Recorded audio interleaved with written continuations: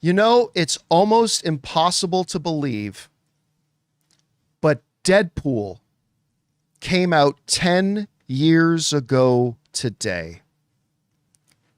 10 years ago today, the first Deadpool movie came out.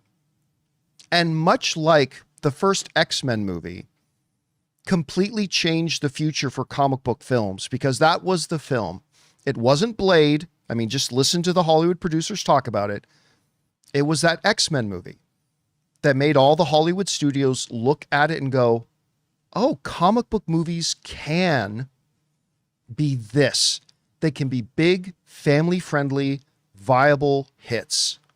And it changed the future of comic book movies. Deadpool, celebrating now 10 years. And it's not just an incredibly successful franchise on its own, which is, you know, in 3 films made close to $3 billion. But Deadpool itself, much like that first X-Men film, was an absolute game changer for the way that Hollywood studios looked at and perceived what R-rated comic book material could do. Had there been R-rated comic book stuff prior to Deadpool? Yes, but to unbelievably huge results of failure, with the odd little win here and there. But for the most part, it was just an abysmal track record. And Deadpool kind of changed that. The folks over at Screen Rant actually sum it up really well when they write the following. Remember the context here. Fox released its Marvel Comics movie Deadpool on February 12th, 2016. When this movie came out, it had been 8 years since Punisher Warzone hit theater. By the way, shout out to Punisher Warzone. I really like that film. I know it totally flopped, but I really like that movie. I had a lot of fun with it. Anyway, it had been 8 years since Punisher Warzone had come out in theaters, and it was a massive commercial flop. The movie had a $35 million budget, and while that is low for a comic book movie, it only made $10.1 million worldwide. Deserved better. That was a fun movie. The thought at the time was that R-rated comic book movies were box office poison.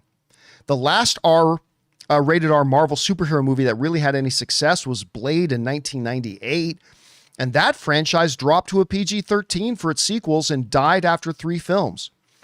When Fox released its comic book movies, the studio even stuck with safer ratings. X-Men, Fantastic Four, and Daredevil all stuck PG-13 ratings.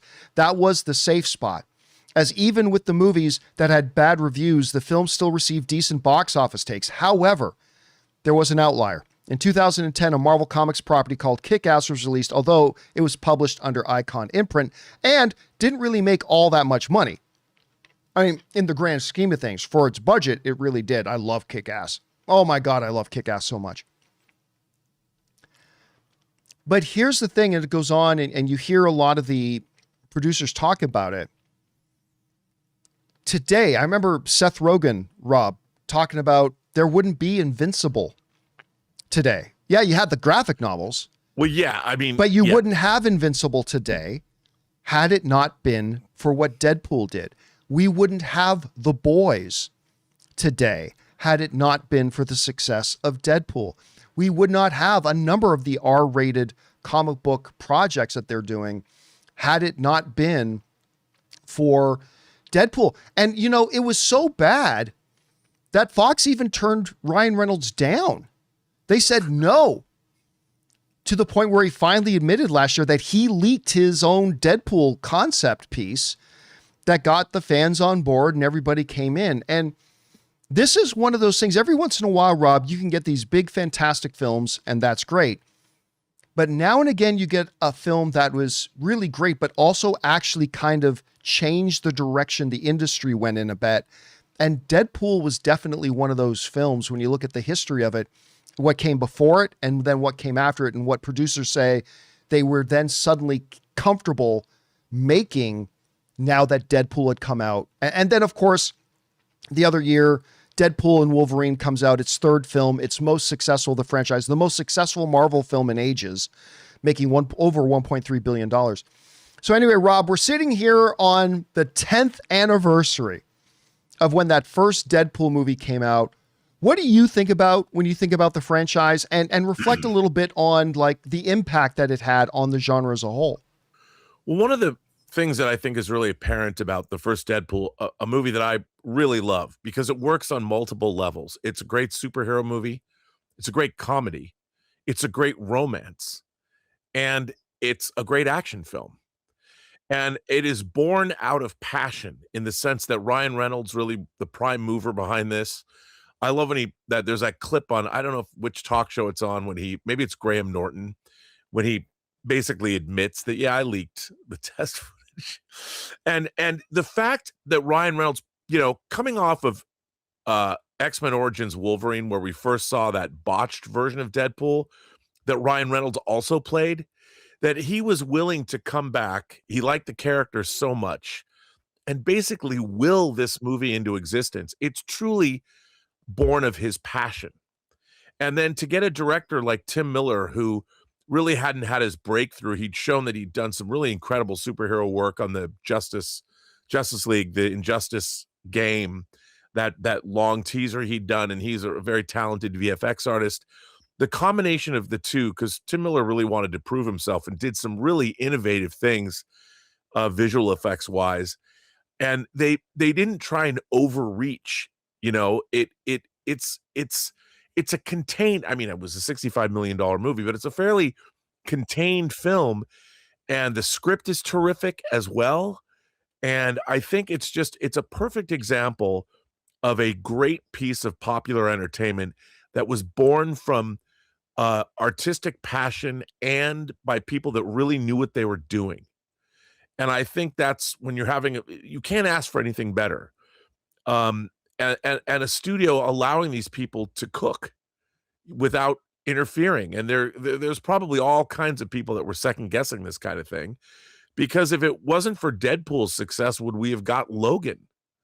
And another R-rated 100%. film. We would never have gotten Logan. No, I mean, they talked about that explicitly. Like that movie we never would have gotten Logan if it wasn't for Deadpool. Yeah, and I think it shows what an IP is capable of when it's being made by people who are doing it out of passion, as opposed to a studio just deeming, well, we're gonna exploit this IP further, and we're gonna hire this person and that person. You can do that, but then you don't have the results you get with the Deadpool. And plus, I mean, I think it's fairly limited budget comparatively speaking to other. Yeah. I think part of that was they understood how much money they had, and they crafted a film around a budget in an effective manner. I think that it represents IP filmmaking at its best all around. So well done.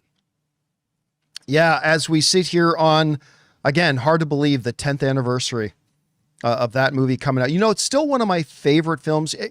We all have these films, Rob, where films that we have that we love to show to people who had never seen it. Deadpool is one of my favorites of those. To sit down with somebody who had never seen it and show it to them for the first time. It's still one of my favorites. We want to take a second to thank the sponsor of today's video, Mando. Hey guys, I may be married now, but I remember the whole checklist we'd all go through before a first date, right? Fresh haircut, clean car, maybe you're replaying a conversation in your head like, don't screw this up. But the one thing that is absolutely non-negotiable, deodorant. And that's why for a while now, I've been using Mando. What I love most is how confident it makes me feel knowing odor is just handled, like not masked, handled. Mando is a whole body deodorant, so you can use it anywhere. Pits, feet, thighs, wherever you need it. And yeah, that peace of mind is real. My personal favorite is the solid stick. It's super easy to use, goes on clean, and it just works all day. It's created by a doctor, and it's clinically proven to control odor for up to 72 hours, which is wild. Some guys try to cover odor with scent. Mando men get the job done right. Don't mask it, Mando it. You can find Mando at major retailers, but for the best deal, head to shopmando.com. For limited time, new customers get 20% off site-wide plus free shipping when you use my code Campea at shopmando.com. That's SHOPMANDO.com, code Campea. Support the show and check them out. Mando's got you covered. Anyway, guys, question is for you. What do you think about this?